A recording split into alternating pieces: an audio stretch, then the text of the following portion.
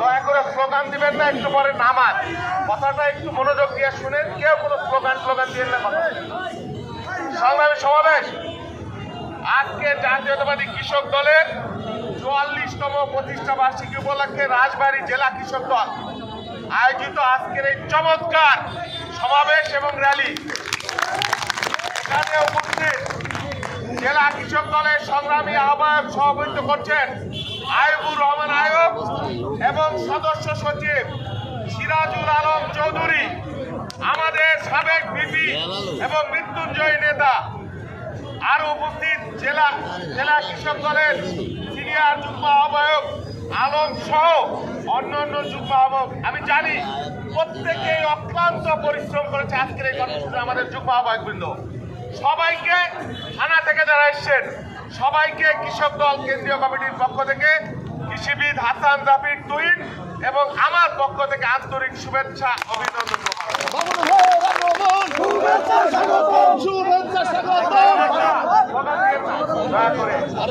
আমি আরেকটা ধন্যবাদ দিতে চাই। এই যে রাজবাড়ী অনেক রকমের রাজনীতি, অনেক রকমের দ্বন্দ্ব,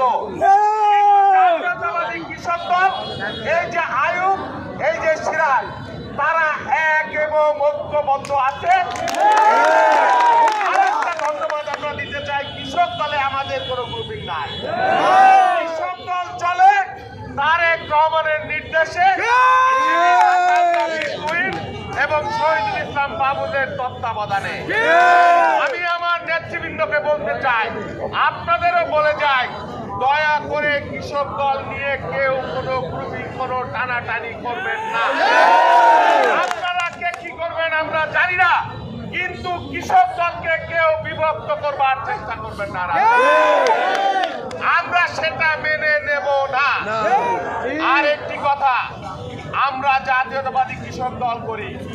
এই কৃষক দলের দায়িত্ব যখন তারেক রহমান আমাদের হাতে দিয়েছেন, কৃষিবিদ তুহিন এবং আমার হাতে, তখন বাংলাদেশের কৃষি এবং কৃষক নিয়ে তার কিছু স্বপ্নের কথা তিনি আমাদের বলেছেন।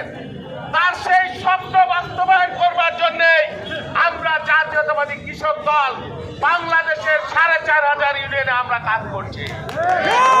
বাংলাদেশের কৃষক ঝিরঝিরে কৃষক, বাংলাদেশের কৃষকের ভাগ্যের কোনো পরিবর্তন হয় নাই।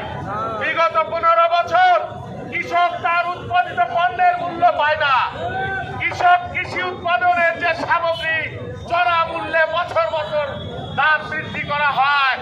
সেই জন্যে আমরা যদি, আমাদের সরকার যদি আগামী দিনে সুযোগ পায়, আমরা কৃষকদের জন্য আমরা ইউনিয়নে শস্য ক্রয় কেন্দ্র করব। আমরা কৃষকদের জন্য সহজ শর্তে কৃষি ঋণের ব্যবস্থা করব। আমরা কৃষকদের কোনো কারণে ফসল নষ্ট হয়ে গেলে কৃষি বীমা প্রবর্তন করব। এটা আমাদের কমিটমেন্ট।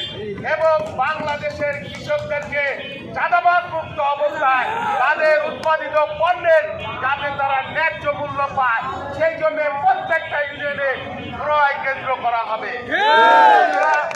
আমরা বাংলাদেশের কৃষকের ভাগ্যের পরিবর্তন করতে চাই। শহীদ জিয়াউর রহমান বলেছিলেন, কৃষক না বাঁচলে বাংলাদেশ বাঁচবে না। বাংলাদেশের ৮০-৭০% মানুষ এখনো কৃষির উপরে নির্ভরশীল।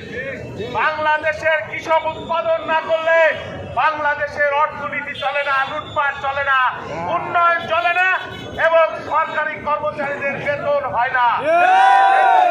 কৃষক দলের সভাপতি বলেছে, এখানে অন্যায় হয়েছে।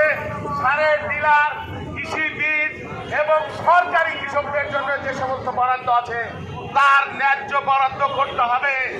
সম্মানিত জেলা প্রশাসক, ডিএনও সাহেব এবং কৃষি কর্মকর্তা, আপনাদের প্রতি আহ্বান, পুরনো ওই আগের বুথের আসর বাদ দিয়ে মানুষের কাতারে আসে। বাংলাদেশে ৫ তারিখ এসেছে বাংলাদেশের মানুষের ভাগ্য বদলের জন্য, ফ্যাসিস্টদের পুনর্বাসনের জন্য না। সেই কথাটা দয়া করে আপনারা মনে রাখবেন। আর শেষ কথা, আমরা ৫ তারিখে হাসিনাকে উৎখাত করেছি, কিন্তু ষড়যন্ত্র থেমে নেয় এখনো সেই ব্যাটির শক্তি আধিপত্যবাদী ভারতীয়দের উস্কানিতে বাংলাদেশে গোলাবাড়িতে মাছ শিকার করতে চায়। বাংলাদেশে এই যে হিন্দু মুসলমান আমরা একসাথে মিলেমিশে আছি, এটা তাদের ভালো লাগে না। এইখানে একটা সাম্প্রদায়িক পরিস্থিতি সৃষ্টি করতে চায়, করে আবার তাদের ভিত্তের মতো হাসিনা বা হাসিনার মতো আরেকটা শাসক এখানে নিযুক্ত করতে চায়। আপনারা সেটা মানেন? সেই জন্য সবার আগে বাংলাদেশকে যদি ভালোবাসেন তাহলে সকল দল মত নির্বিশেষে আমাদের সার্বভৌমত্বের প্রশ্নে, আমাদের গণতন্ত্রের প্রশ্নে, আমাদের যে ভাইরা রক্ত দিয়েছে তাদের সাথে আমরা বেইমানি করতে পারবো না। সেই জন্য শেখ হাসিনা তার প্রেতাত্মা যে যেখানে আছেন এবং আপনাদের প্রভু যারা রয়েছেন স্পষ্ট ভাষায় বলে গেলাম, হুমকি ধমকি দিয়ে কাজ হবে না। বাংলাদেশ স্বাধীন দেশ, আমাদের মর্যাদা নিয়ে আমরা থাকবো। আমরা বন্ধুত্ব চাই, আমরা কারো প্রভুত্ব মানি না, মানবো না। ধন্যবাদ। আল্লাহ হাফেজ। বাংলাদেশ জিন্দাবাদ।